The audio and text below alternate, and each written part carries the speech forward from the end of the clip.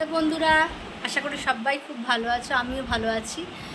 আর একটা ভ্যাবসা গুমোট গরম, ঠিক আছে। আর দেখো পিছনে মশারি টাঙানো আছে, একটুখানি ইগনোর করো। মা আসলে আমার মা থাকে তো আমার কাছে, মাকে মশারি টাঙিয়ে দিই। খুব ডেঙ্গু ফেঙ্গু হচ্ছে, আর দুটো কোণা আমি সবসময় আটকে রাখি। কতবার আর খুলবো ভাঁজ করবো, দুটো কোণা সবসময় আটকানো থাকে।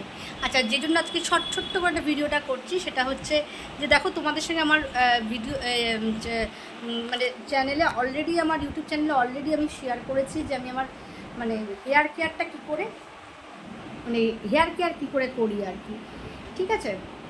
হেয়ার কেয়ার করি আমি, মানে বলতে দেখো আমি বাইরে সত্যিকারের কোনো কালার করি না, কালার কিচ্ছু আমি অ্যাপ্লাই করিনি কোনো দিনও, ঠিক আছে। একবার করেছিলাম, শুধু হাইলাইট করেছিলাম। তাও আমি হাইলাইটটা এইখানে করেছি, সঙ্গে সঙ্গে দেখলাম যে আমার এইখান থেকে অলরেডি পাকতে শুরু করে দিয়েছে, ঠিক আছে। সেই ভয় আমি চুলের ওপর কোনোভাবে এক্সপেরিমেন্ট করতে যাই না, ঠিক আছে। কারণ যতই হোক আমার চুল খুব পাতলা ধাতের বলে আমি কোনোদিনও বেশি মানে কোনো দিনও চুলের মধ্যে কোনো এক্সপেরিমেন্ট করতে চাই না। আর কেমিক্যাল ট্রিটমেন্ট বলতে ওই হাইলাইটটা আমার সত্যিকারে খুব ভালো লাগে, মাঝে মধ্যে খুব ইচ্ছেও হয় যে হাইলাইট করি চুলে, কিন্তু আমি হাইলাইট করতে পারি না, কারণ আমার খুব ভয় লাগে। কারণ চুল কিন্তু পাকতে শুরু করে দেয়, আমার কিন্তু অলরেডি পেকেছিল।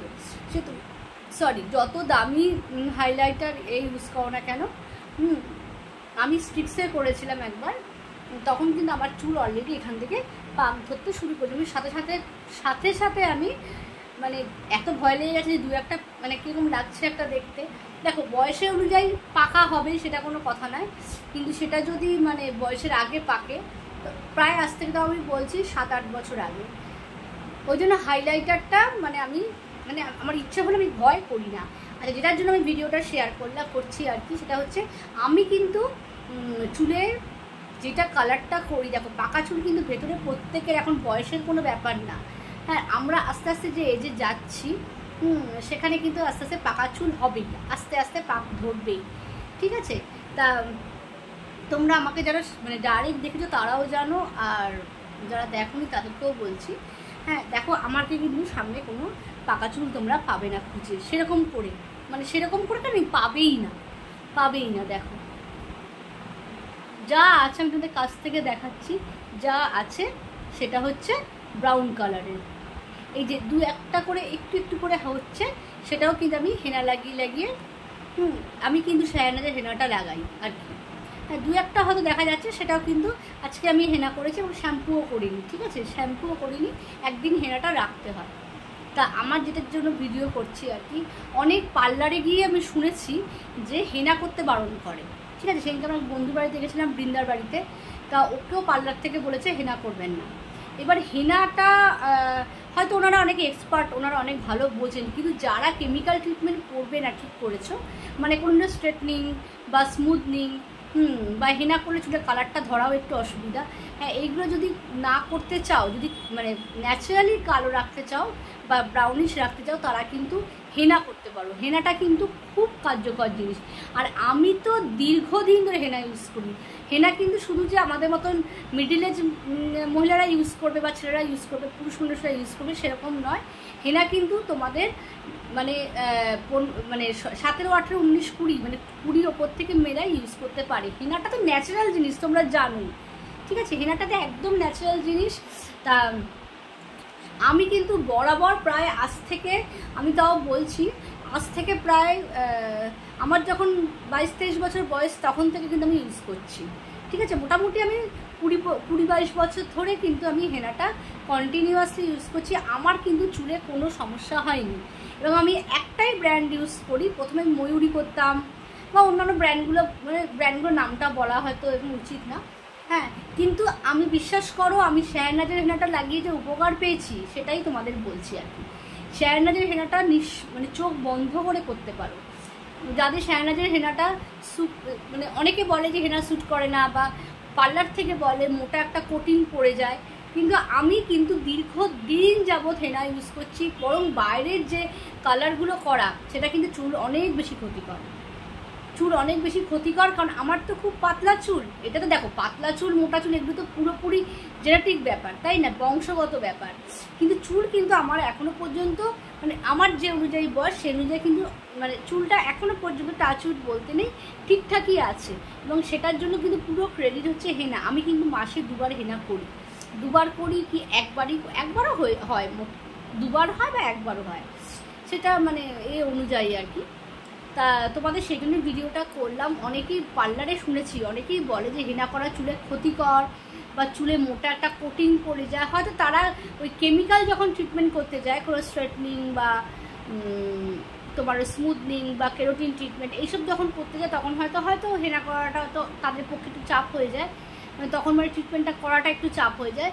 কিন্তু বিশ্বাস করো, যারা একদম মানে আমার মতন মানুষ, মানে একদম সাদামাটা থাকো এবং সাদামাটাভাবে নিজেকে মেনটেন করো, কিছু সুন্দর রাখো, মেনটেন করো এবং সুন্দর রাখো, ঘরের হোম প্রোডাক্ট মানে হোমমেড জিনিস ইউজ করো, হ্যাঁ, তারা কিন্তু হেনাটা ইউজ করতে পারে। আমি কিন্তু হোমমেড খাবার, হোমমেড হেয়ার মাস্ক মানে হেনা, হোমমেড স্কিনের তোমাদের দেখাই, এগুলো সমস্ত আমি ঘরে, আমি বিশ্বাস করো বাইরে জিনিস মাখি মানে খুব কম, খুব সামান্য জিনিস মাখি। যেমন তোমার সানস্ক্রিনটা, ময়শ্চারাইজারটা, একটা ময়শ্চারাইজার বানানো শিখেছি, আমি তোমাদের সাথে শেয়ার করব, ভীষণ ভালো, ভীষণ ভালো। হ্যাঁ, তা আমি তো অন্য লোকেরও ব্লগ দেখি আর কি, সেই দিদি আমাকে মানে বলছেন আর কি এরকম করে বানিয়ে, উনি খুব ভালো ফল পেয়েছেন। আগে আমি নিজে ইউজ করব, নিজে ইউজ করে যদি ভালো লাগে তোমাদের সাথে অবশ্যই শেয়ার করব। মানে ওটা একটা ময়শ্চারাইজার আর কি।